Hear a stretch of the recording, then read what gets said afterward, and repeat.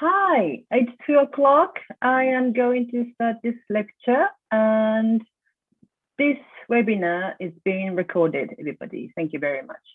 And hello again, everyone. My name is Mayu Negami Hanford. I am a lecturer in Japanese studies in Cardiff University.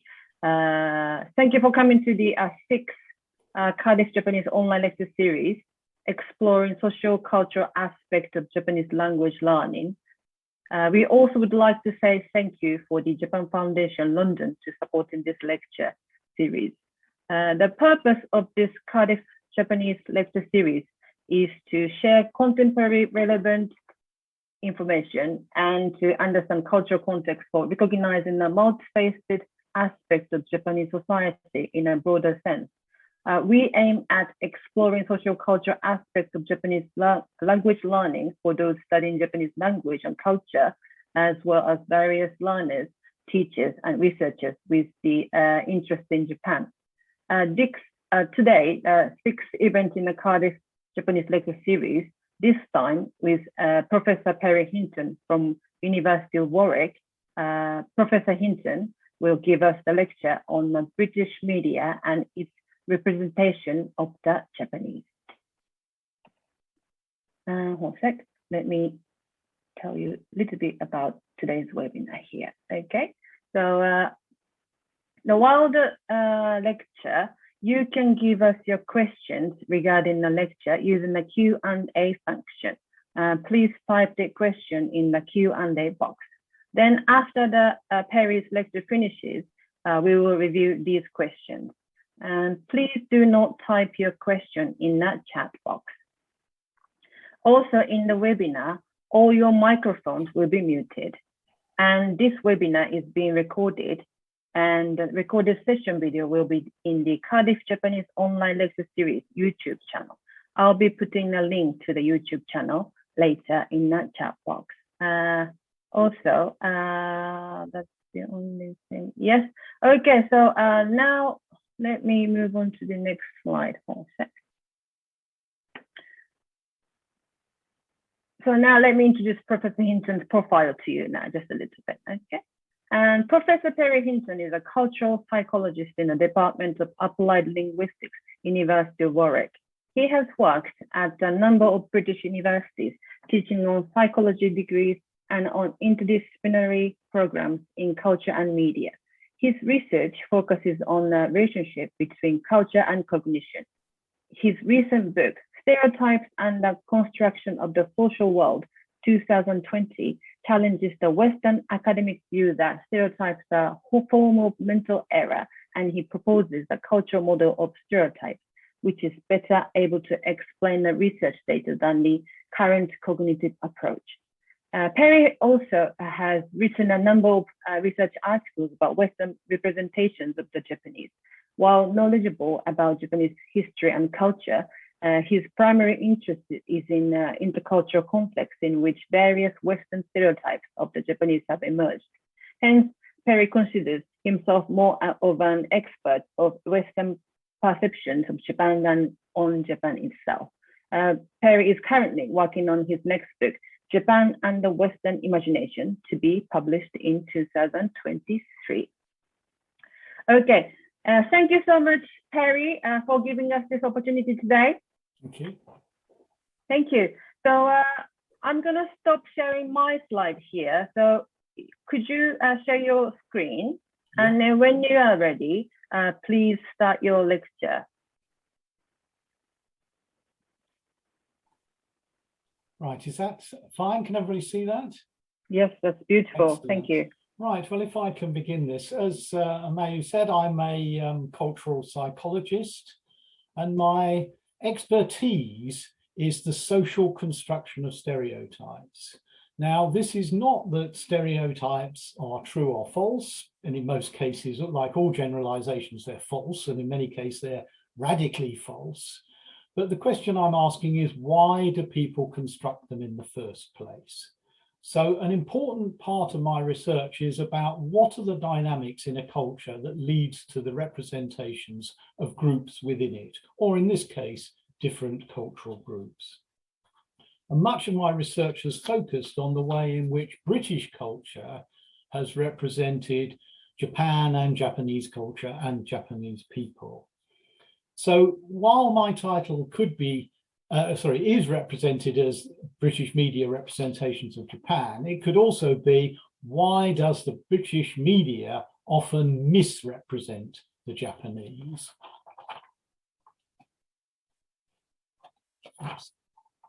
How do I move forward? Sorry. Maybe you can click that page. I'm trying to click back on the PowerPoint. At the moment, it's probably next. Sorry, I have to do Zoom. Thank you.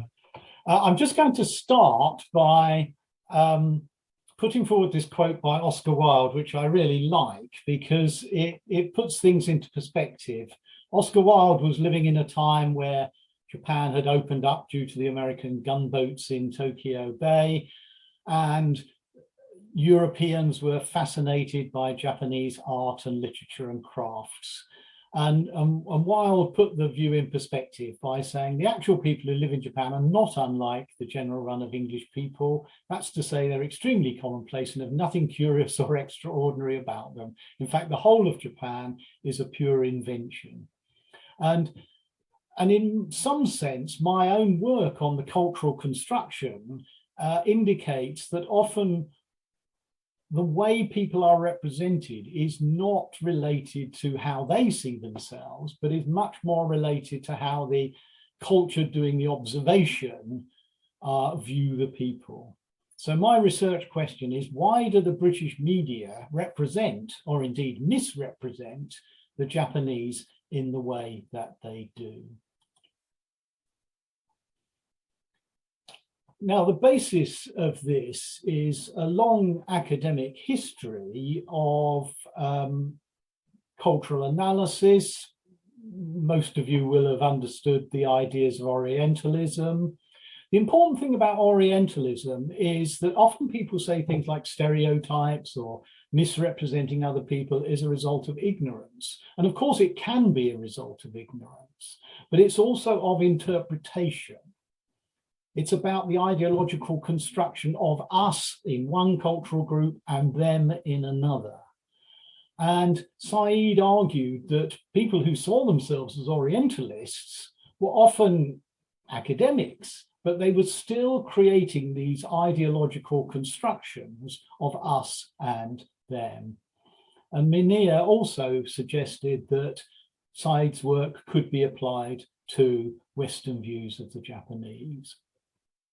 Now, in my book, I will go back all the way to 1585 and look at the way the Japanese were viewed by the early Jesuits, but in my session today here, I'll only be looking at the last 50 years. But just some of the important things to pick out. A key aspect of our understanding of the world is through our cultural expectations, our norms of behavior, what people are expected to do, taking your shoes off when walking into a room or a house. And if somebody doesn't, we have an emotional reaction. Oh no, take your shoes off, that's terrible. It may also interpret people as different, as rude, or as other, and they might be represented as morally transgressive as well. So it's quite a powerful impact on a person's psychology when somebody violates their cultural expectations. And much of the work we do is looking at how different cultural groups have developed different cultural expectations, and not to make these gut reactions, these emotional reactions, and try and analyze where the other is coming from. However, what we find is that the unexpected, when somebody does do something unexpected, does violate our expectation, then often that is used to construct stereotypes. So as I say, somebody who in Britain doesn't queue will be attributed the characteristic of being rude. And so what we notice in the research on stereotypes is that people make explanations of somebody violating their cultural expectations. And often these can be seen as not based necessarily on the data at all, in any sense, on the evidence, but their ideological expectations explanations of the other in the context of intergroup relations. We expect you to queue in Britain. You are not queuing, therefore you are rude. Of course, when people say, those people don't know that the expectation here is to queue, then people might be a little bit more generous. But much of the history of intercultural relations has been based on what happens when somebody violates norms. And as Shi Zhu's work has shown, often quite a lot of negative outcomes can arise when somebody does violate your cultural expectations. So I'm going to talk a little bit about social representations because it's a more general term than stereotype. We have social representations of what does it mean to be a doctor, what does it mean to be a plumber, also what does it mean in British culture for somebody to be Japanese. And we negotiate these through our public communication. So the media is very important in the way in which people within a culture negotiate their understandings. So British people will talk about the Japanese through the press, through the television, through film representations and so forth.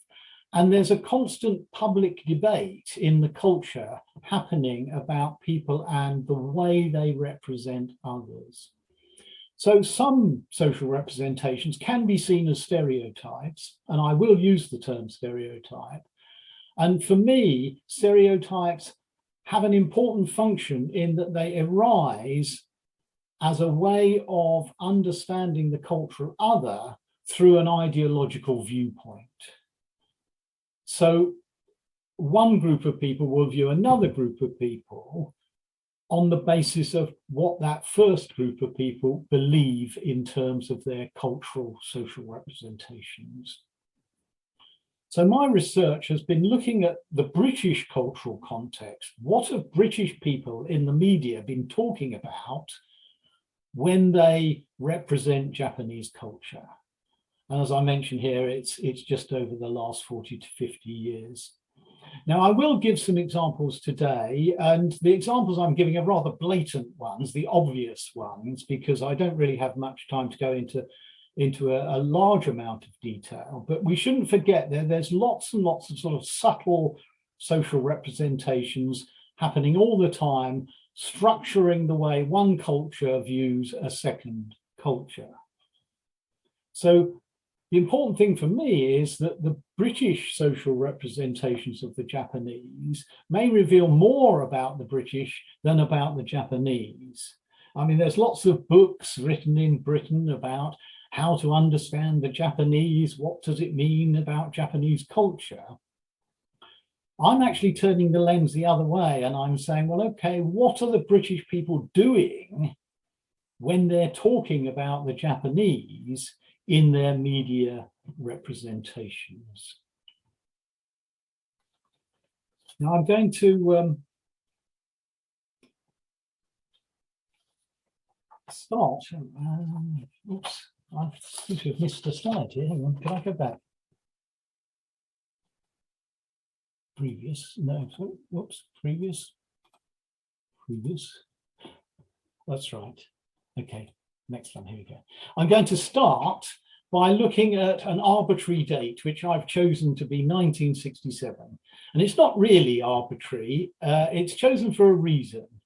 It was at that point that the Japanese overtook the British gross domestic product. And it's probably not exactly 1967, but it's about that time. And it's also about that time, in fact, it was 1967, that the James Bond film, You Only Live Twice, was shown in the cinemas. And what we find is that these two things, these two cultural aspects of British media impacted on the way British people, British media viewed the Japanese. Now, one of the things that David Matsumoto talked about in his debunking 7 stereotypes of the Japanese was that the Japanese were represented as emotionless robots. Now, of course, immediately you go, well, that's completely ridiculous, because anybody with a passing knowledge of Japanese will know that's nonsense. So why would anybody construct this particular stereotype? And what we notice is that this stereotype has emerged when there have been Western anxieties about the Japanese. So when Japan beat Russia in the 1905 war, that was a shock to Western sensibilities. They just didn't expect it. We also have the fall of Singapore in 1942, which was a shock to British ideas of its own army and its own imperialist position. And we also have the situation that it was a shock to British beliefs about their own industrial strength when Japan overtook the British economy in 1967, just 20 years after it had been completely destroyed. Now, of course, the simple thing would be for the British to simply say, well, they did very well, they're hardworking, we've been complacent in our industries. But actually, in order to support a British belief that somehow they were still superior, they had to construct some image of the Japanese in which it was somehow they did it by devious means. And so this particular construction, which happened a number of times in the 20th century, was actually an ideological construction of difference that was presenting the Japanese as somehow so dedicated that they have no emotions, or so dedicated that they behave like robots, and somehow that's not normal, and therefore we can't beat them. So they succeeded by dubious means. And of course, this characterizes much of the 20th century ways of representing different cultures through certain representations that seek ideologically to support your views of your culture and your sense of superiority. And of course, as I say, anybody looking at this carefully will realize that that construction bears no resemblance to the truth. And the same happens in this second example, the mud and butterfly stereotype that Morrissey has talked about.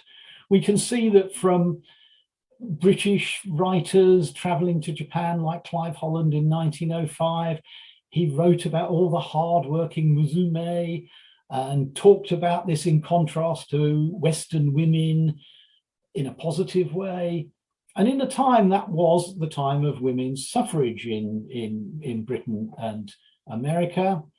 And therefore, there was male anxiety about that. And of course, in 1967, we have second wave feminism. And therefore, you've got a really interesting situation.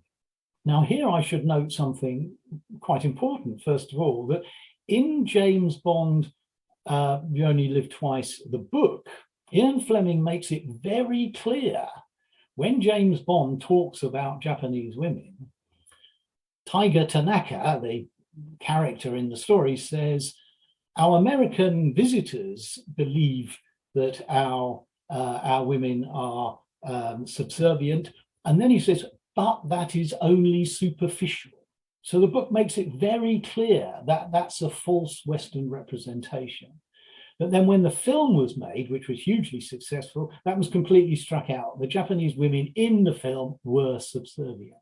So it fitted a Western male sexist view of Japanese women at a time where Western culture was having to deal with the second wave feminist movement, and therefore cultural change was taking place. And for certain sexist men, this was a representation of their anxiety.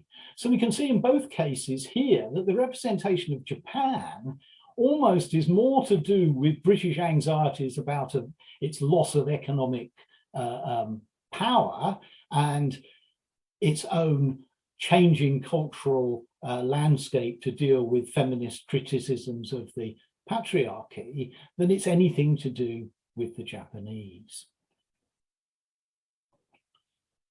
And what we see is that sort of anxiety reveals itself in the British press of the time. We can see that Hammond and Sterner, in an analysis of the British press in the 90s, actually titled their article "Fear and Loathing in the British Press," which was a reference to Hunter S. Thompson's Fear and Loathing in Las Vegas, which was sort of called gonzo journalism, where you write from the writer's perspective. So to just give one example, in the Guardian newspaper, they talked about people in Japan who liked the Anne of Green Gables children's book. And yet it was structured in the press as the Japanese fans were a cult of obsession, taken to extremes. So what Hammond and Sterner were arguing was, because of British anxieties at the time about the Japanese economic success, there was a sort of reference to, well, how did this happen in the last 20 years, and why are we in this position? And therefore the writers of many British newspaper articles were just putting their perspective down. Well, the Japanese, there's something weird here, or it's something deceptive here. And it actually reflects their own anxieties rather than anything about the Japanese at all. And at the same time, there was a television program on Britain, which was originally Clive James on television, then Chris Tarrant on television. And they just looked at what they argued were humorous shows from around the world. It was the beginning of the media global world. And they picked on a particular game show called Endurance from Japan, which wasn't hugely successful in Japan relative to how successful it became because of its constant showing in this particular program. And again, it was saying, look at the Japan, aren't they kooky? Aren't they weird? And yet, indeed, it was young Japanese sort of students doing funny events, and you could easily find television programs like It's a Knockout in Britain, which were exactly the same. So what you had was a construction of difference without considering, well, actually, wouldn't our television programs look strange to the rest of the world? Also, at that same time, began the interest in Japanese manga and anime. This started off very positive. So, for example, Jonathan Ross, the celebrity, talked about manga films on the BBC. There was anime on Channel 4. This was the beginning of the early anime clubs, and Helen McCarthy wrote this fabulous book on the right, all about the different anime that you could possibly get on videos. And this was the early days of video. And indeed, I remember sitting down with my own young children at the time, watching Miyazaki's Laputa, and we all absolutely loved it, fell in love with anime, and just thought this was marvelous. And yet, in the media, there was a very strange interpretation. First of all, there was the British social representations that comics are for children. Therefore, adult themes in comics seemed particularly inappropriate. Now, there's no logical reason for that. You can have comics about Freudian theory or learning physics, but the British press applied their anxieties about the new video media to manga and anime. Now, at the time in Britain, in the 1980s and 1990s, there was essentially a moral battle going on between the more liberalisation of the British media, allowing more sexual imageries, swearing on television and so forth, and various people such as the Viewers and Listeners Association arguing for more censorship. There was even a suggestion that children had done terrible things by watching videos, only later to be found that they hadn't watched the video at all. And anime got caught up in this. So The Legend of the Overfiend was released in 1993, and as Helen McCarthy said, it gained an infamous reputation, mostly from reviewers and moral commentators who had not seen it and who had no understanding of its source manga, background or context. So what happened was, and this was one of the first articles I wrote about this, ignoring the vast majority of anime, the British press misrepresented anime as transgressive. And it was all about, according to them, sex and tentacles. And I put that nice picture of my neighbor Totoro on the right of the screen, just to remind everybody that that is not what the vast majority of anime is about at all. But suddenly we had this new British social representation that anime and manga were in some sense transgressive. And this has affected how the British media have often represented Japanese popular culture. First of all, I'd say that all youth culture across the world is, in a way, looking for a way to develop the culture, think of new ways of living, new developments. For many young people, the idea of spending 40 years in a employment, sitting in an office, working until you're 65 is not appealing. And much of youth culture is ways in which young people play out their identity, play out their understanding of the world, and new music develops, new fashion, all the different things that happen. And this is no different in Japan than in Britain. However, what happened in the way this was filtered through the lens of British culture was that certain things were picked up on and misinterpreted. So first of all, just like comics were seen in the representation in Britain as for children, similarly particular clothing styles looked as if they were also for children, despite the fact that they were being worn by young adults in Japan. Things like cuddly toys were also seen as things for children.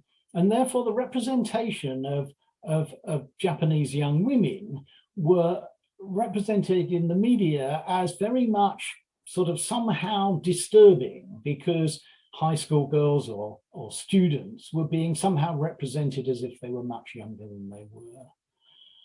And again, I looked at this in detail, and much of the problem lay in the way that one or two little instances, media concerns in Japan, were picked up and generalized in British culture with the ludicrous idea that somehow Japanese young women could be represented as Oriental Lolitas, which was a description in the New Statement in a Statesman in 2003. And the similar thing happened with otaku culture. There was anxieties about otaku culture in its early time, but these were essentially just dedicated fans of anime and manga. Again, computer games that we're all interested in now, virtual reality. People have argued that otaku culture was one of the early phases of people beginning to negotiate virtual reality. But of course, what happened was that things like Roricon anime became fascinating to the Western world. And again, the use of the terminology Lolita fashion or Lolita complex in Western thought processes, Western social representations, Lolita was used as a reference to Nabokov's book about the paedophile Humbert.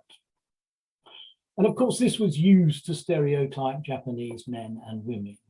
In my own writing, I've argued that Lolita fashion really is Victorian fashion. It was a particular style that was different to the current, just like young people are looking for different styles, whether it's punk or whether it's gothic.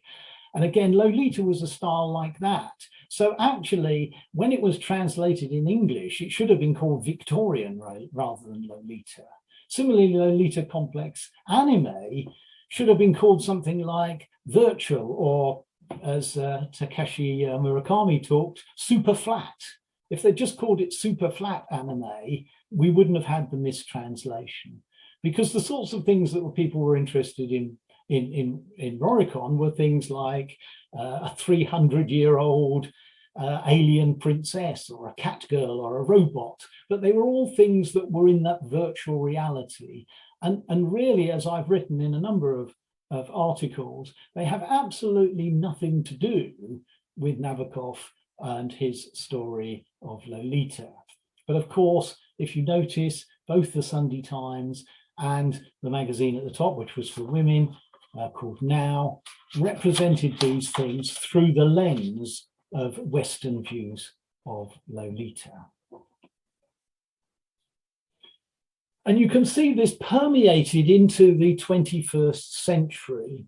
The Guardian, to its credit,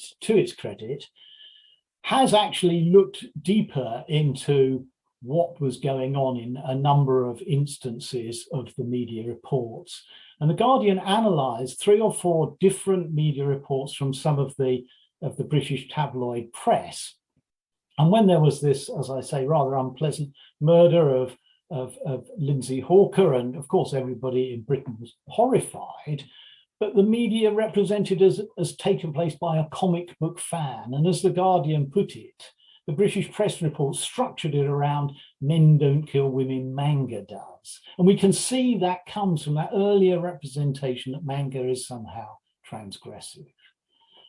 And of course, we should also remember that people are murdered by very unpleasant people all around the world. At the same time, there were 2 French students murdered by a British man in London.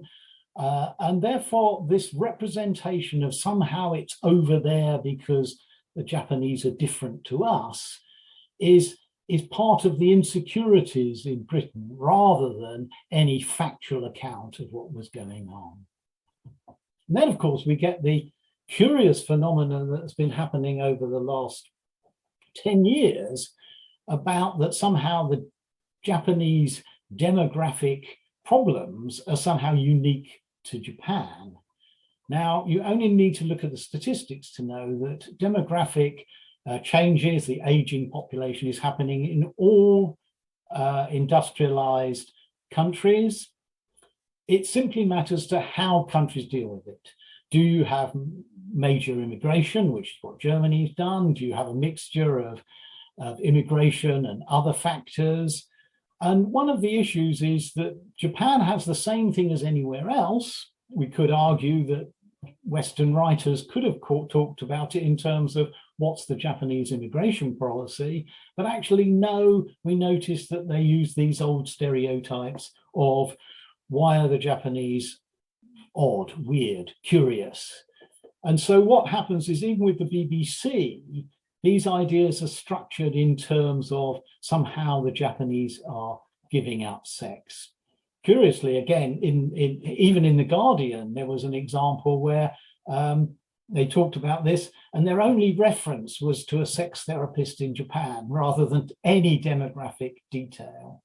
And of course, what we can see is that even if we take the number of people who might be estimated as sort of otaku or hikikomori, what we find is that the vast majority of Japanese men and women, something in the region of sort of 98%, have really no interest in manga or computer games and are just like anybody else around the world getting on with their life, having children when they can afford it, buying a house, doing all the things like this. Whereas the British media were stereotyping all the Japanese men as otaku, all the Japanese women as these Oriental Lollitas or Madam Butterflies.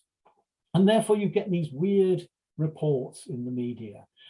And it's partly because of British anxieties, as I say, of do we have to deal with this problem? Is the aging population something we will have to deal with? And therefore, by projecting it onto the Japanese as their problem, they are different, somehow it's reassuring. And again, when I've analysed these articles, you can see that the evidence base is completely meaningless and thin, but it reflects a sort of psychological social representations of the way in which the Japanese are characterized in the British media.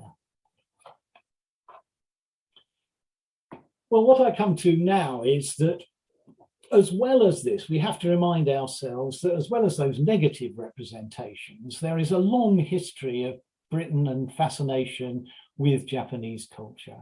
So all the way back throughout the 500 years of intercultural relations, there's been British writings about how positive they feel about Japanese culture. There are ways in which Japan is seen as different but exotic and delightful. And much of that approach has been what's been happening in the last few years. Japanese popular culture has entered the mainstream. People have realized that actually animation, manga covers the vast remit of human existence. People have also found that they've had greater access through the internet, through fan groups and so forth, that they have a much wider perspective of Japanese media, so that the British press can't put out images of Japan in these particular representations without people now in Britain clearly disagreeing and making it obvious that they do disagree. Also, interestingly, British economic anxieties have shifted elsewhere. So now the anxieties about economic power is focused on China. And Japan is seen much more as part of the community of developed nations, essentially dealing or attempting to deal with the new power of China. Also, there's been changes in the law in Britain, changes in the law of Japan, so that essentially manga and anime is much more family friendly, but then, you know, it always was.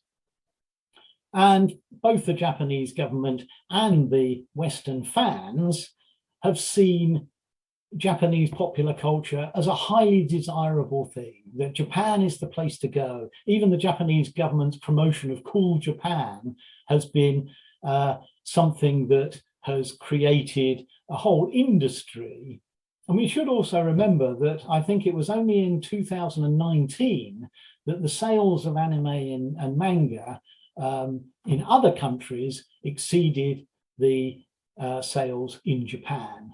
So now the rest of the world has taken up anime and manga. So the British press can no longer put forward those old representations because Japan is the place to go and anime and manga have entered the mainstream. However, what you do find is that British travel programs, particularly British television travel programs, although they're now affectionate in style, they've lost their anxiety, still perpetuate the image of sort of Japanese wackiness as a sort of sense of, let's go to Japan to see how different they are. So even though there has been a lot of change in the British media, we still have that sense of the television programs which showed Japanese game shows as if somehow they were uniquely wacky without reference to our own sort of wackiness in Britain. And we can see that in various travel shows, James May in Japan, or Sue Perkins visiting Japan, or Joanna Lumley in Japan. Curiously, they still go and visit, you know, high school girls or their popular culture, as well as the sort of traditional things of cherry blossoms and sake brewing. So what we find is that even though cultural differences have changed, cultures change, societies change, and the social representations of the Japanese have changed over time, there is still rooted in many of the Japanese media productions this idea that Japan is an exotic place to go because of their interesting ways of doing things. So to finish off, really I would argue that much of what the British media have not done is look at another culture in terms of its own cultural context. So, for example, I wrote a paper 2 years ago on the otaku from its early days in the 1970s and 80s, all the way through to the way otaku culture is represented by the Japanese government in the last few years, and shown that that cultural development has often been completely ignored in Western society. And therefore, what we need to do when we look at another culture, rather than jumping to these stereotype conclusions because of our own cultural anxieties, looking at the cultural history, the socio-cultural history of another country reveals that their weirdness, their oddness is not weird at all. And of course, we have our own weird oddness in our own culture because of our own cultural history. And what people do when they ignore that is often impose their own cultural context on it. So the conclusion I would come to is that when we learn about another culture, indeed, when we learn their language, we need to also learn about their cultural context as well, or otherwise we will misrepresent them. Thank you very much.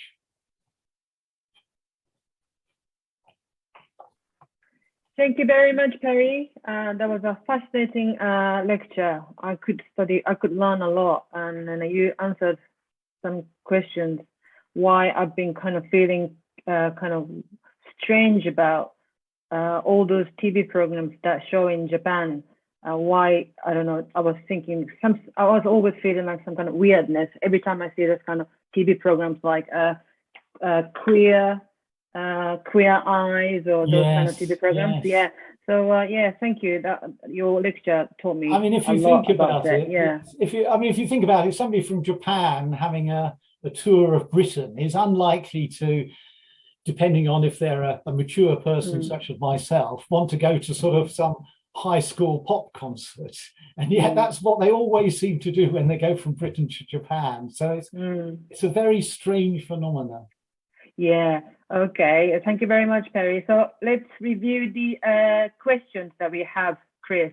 I'm going to review the question with Perry and Chris and me. Okay, Chris, have you got any questions? Yes, if I could jump in and take sort of privilege of being one of the co-hosts here and ask a question to start off with, Perry. One of the things that fascinates me with this sort of topic and relating to travel and so on is that there are a tendency that when people visit a country, they almost go looking for what they expect to find. And I think Littlewood has written about this in relation to stereotypes and cliches, that this is another reason they continue, is because people see the things they wanted to see. But I'm wondering if this is really the case anymore with Japan, particularly when we compare some of the Japanese experiences of going abroad. I mean, it's well known that the Japanese embassy in Paris has a telephone helpline for the poor Japanese visitors to Paris who get sort of the culture shock of finding that Paris isn't quite as beautiful and romantic as it was made out to be. And yet many visitors to Japan come away saying it was brilliant, they loved it. But I'm guessing they didn't find all the wacky endurance shows and didn't go to pop concerts and all the various things you're talking about. So is this a sign that the images of Japan really are changing, or what do you think is working? What's at play here? There's if you think about what has happened over the last 10 years, that if you want to look about the new anime, you can just look on YouTube. If you want to find out about what are the popular fashions in Harajuku, you can look on the internet. So people have got a much stronger awareness of what's going on. Also, there's much more cultural interplay. So I noticed on YouTube there are reaction videos of Japanese people looking at these BBC television programs and saying, well, that's nonsense. Where did that come from? And so there's a much more challenging of representations, and there's much more negotiation going on. So I think you're right that people do go to Japan because, you know, there's lots of Japanese culture that is highly desirable, particularly for young people, but they're much more realistic of what it's about. And they don't have the anxieties that may have existed in earlier times when people were quite shocked by the cultural differences. Now, there's more that people know about the cultural differences. This is why language learning and cultural learning need to go hand in hand, because I think people do not travel to Japan on exchanges with the limited degree of information they would have had in the past. And you're quite right, the Japanese government has also realized that there's lots of things that have worldwide popularity about Japanese culture, games, anime, music, and so forth, just as Korea understands that now. And of course, that's a huge economic benefit to the country because of other people desiring your cultural products. Excellent. Thank you very much, Perry. Thank you, Perry. So we have some questions from the audience, and there is a question from Michael Hanford here. I'm going to read this question from him. Thanks very much, Perry. Fascinating stuff. Would you say that Japanese media has also been sometimes complicit in the creation of dissemination of some of these stereotypes, in no way meant to deny your main point, of course? Right, now do I click answer live or do I just talk?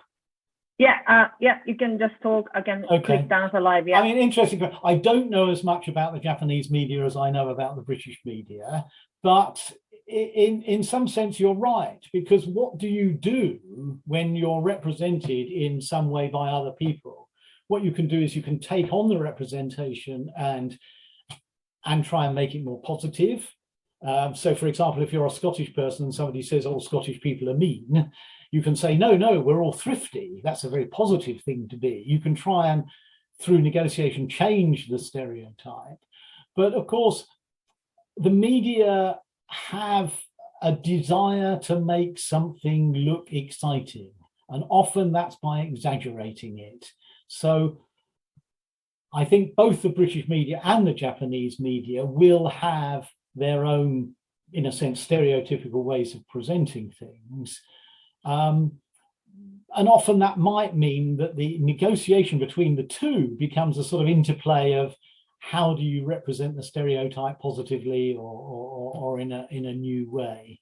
So I do agree that the Japanese media has been complicit in some ways, but it's also part of the negotiation and what's going on in terms of cultural change as well. I suppose my one shock really is how long it's been in Britain that there's been this sort of negative association with manga and anime from the early 1990s right the way through to the early 2000s, and it's only going away now.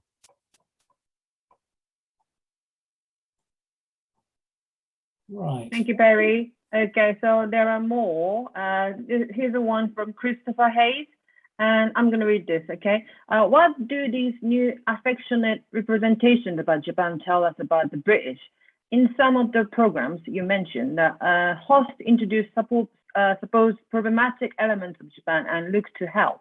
Does that tie into the affection, or does it represent British insecurities about similar issues? Well, in a sense, you see, you've got these things that intercultural interaction often relies or relates on one group of people seeing themselves as superior in some way, or the other group of people seeing themselves in some way, and what representations do they construct to maintain their sense of group superiority. And of course, what we've got in the modern representations of Japan is that Japan doesn't create the same anxieties that once it did when it was overtaking Britain economically in the 1960s. And Britain sees Japan very much as part of the community of friendly nations. And so you've almost got that sense in which the British going to Japan feel confident enough, as you say, the hosts sort of saying, oh, you know, we know what to do, we'll help you out, in a rather patronizing way. They feel confident to do that. And I think that may rely on the fact that the cultural interaction change that has taken place over the last 20 years has led to the current state we're in. Because my view is that the ways in which people are viewed relates to the two different cultural histories and what's happening in the interaction. Okay, thank you. Thank you, Barry. Thank you, Christopher. So there is another one from Forum Mitani. I'm going to read this. Having trained as a journalist myself and having spoken to others working in the media, I believe one of the issues with the British media is a prevailing notion that our readers, audiences are not sophisticated enough to understand more nuanced representations of the Japanese. So it needs to be dumbed down for them. Many journalists reporting on Japan want to produce more thoughtful, nuanced stories on Japan, but are prevented by their editors. How do we change this way of thinking? That's an interesting point, because obviously I know from my work in teaching on media programs that there are journalistic requirements for writing articles and so forth. What I would say is that there was an article in The Guardian in 2019 where they quoted me. So, so there are articles now saying, and as I say, this particular article, which was on my last slide, was challenging those representations. So I think there's the possibility that some news outputs are able to challenge some of those British views. And as I say, the Guardian article of 2019 was one in point. So even though the articles do have to be short, they do have to be exciting, there is some way of challenging it. As I say, the article that the Guardian did, which was called So Alien, So Other, actually does reference some of the points that I made, which is, okay, you're laughing at a Japanese game show, but actually here's a game show from Britain that's exactly the same. So we could laugh at that as well. So it's not the Japanese, it's about particular types of game shows. And I think there is enough space in the media for journalists to do that. Okay, thank you, Perry. And then there is a question from Joy Hendry. Okay, don't you think you are stereotyping the British public, Perry? I meet many people in the UK who have taken an interest in Japan and picked up very accurate representations. In Stirling University, they have a Japanese week every year, and I was shocked by the level of misunderstanding that speakers assumed compared with the actual level of understanding picked up during drinks afterwards. I don't think I'm stereotyping the British public. I do believe that the British media has been stereotyping the British public because essentially what they've done is they've represented things in a particular way. As I say, going back to the 1990s, where essentially the journalism was essentially saying, look at this, isn't it odd? Rather than going into, well, what does that mean? And what I would argue is I would agree entirely with you that there are more and more people within Britain who are understanding more and more about Japanese culture. I think we've got, over the last 10, 15 years, a whole range of ways in which people have engaged with Japanese popular culture, the way in which popular culture is communicated around the world, which doesn't allow some of those restricted stereotypes that we have. I'm not sure how I would see the British public, because of course there are lots of different British publics, and again, this is the issue. So I would include myself with people like Helen McCarthy, who've been interested and had quite an accurate view of anime and manga for the last 30 years. But that's not what I've read in the press. So where my focus has been in, why is the press doing this? Why is it representing things in this way, which I see as a misrepresentation, and I put the evidence to show why. Thank you, Perry. There is a question from Christopher. So Christopher, are you Yeah, online? I'm going to just jump in here to sort of pull up some points that are sort of tying together, I think, some additional questions that Chris and Forum are making, but also go back to what Joy was raising. Isn't there an issue here with discussing representations and misrepresentations? Because unless we actually get down to talking to journalists themselves who are writing the article, directors of programs and so on, we don't actually know what their motivations are. And even if they tell you, there's no guarantees what they tell you is actually accurate. In the end, they are providing a form of entertainment, whether it is through newsprint, a TV program or anything. And whether they feel as though they are representing Japan as it really is, whatever that means, may not even be part of what their agenda is. But they're trying to get clickbait, they're trying to get sales, they're trying to get entertainment. And isn't it also, by extension, then possible that the British public just take it at face value and just think, this is an entertaining 45 minutes. I don't care whether it's representative or not. Isn't it very difficult to actually come to a conclusion on this? Yeah, I think what I would say is that, yes, I mean, in a way, cultural analysis is always limited.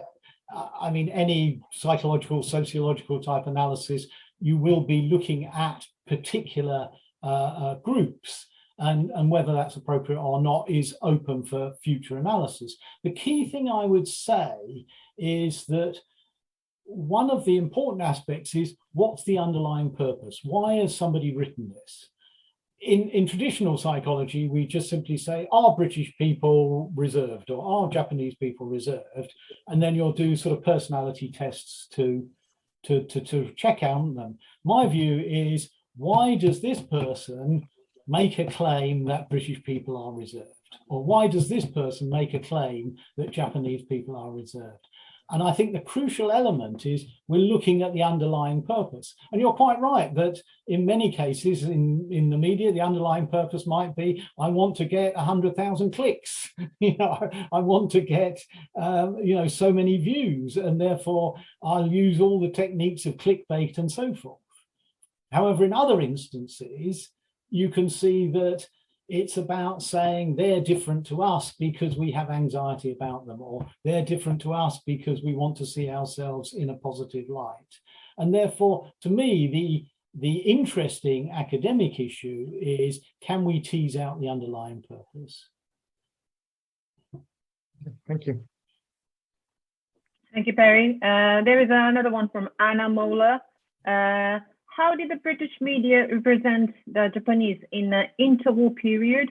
Was it very different from what you have said about the representation of the Japanese post-Second World War?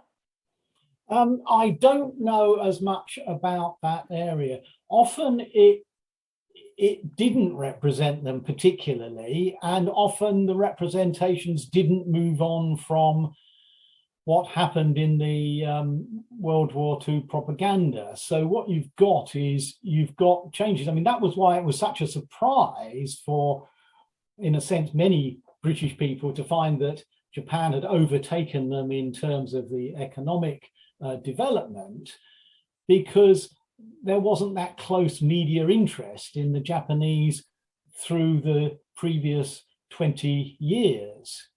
So, as I say, I think that I don't know enough about the representation of the Japanese in the interwar years, the interwar period. Oh, sorry, no, I was talking about current post-Second World War. The interwar period, I think, is interesting. And again, it's something I don't know particularly about, but you've got that, how did people in the West represent the sort of modern version of what was going on in Japan, the Mobos and the Mogirls who were wearing Western clothes, interested in Western culture. And then you've also got the development of the political situation in Japan as well. So I think it will always be different because of the cultural interrelationship between the two countries. But as I say, the interwar period and the 20 years post-war are not periods that I've currently been studying in detail. Thank you, Perry. We've got only 2 minutes left, and then there was one question about your next book from Huxley Ward Willis. So I told this Huxley Ward Willis about your next book, Japan and the Western Imagination, to be published in 2023. Okay. Right. Yeah. So please check that out. And then we've got only 1 minute, so I have to finish. Yeah, unfortunately. So I have to share my screen. I'm sorry, everybody. Oops. And can you see this screen, everybody? Yeah.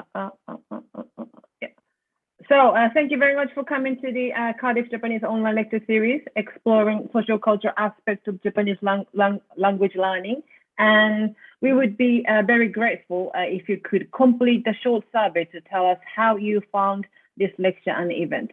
The survey will be automatically sent to you later. And also, as I told you, we've got the YouTube channel of those YouTube channel with full of lecture series, webinars, previous webinars. So I'm gonna send a link to the chat box right now. So please visit that as well. Okay. So could you give me one more minute? So I'm gonna give you the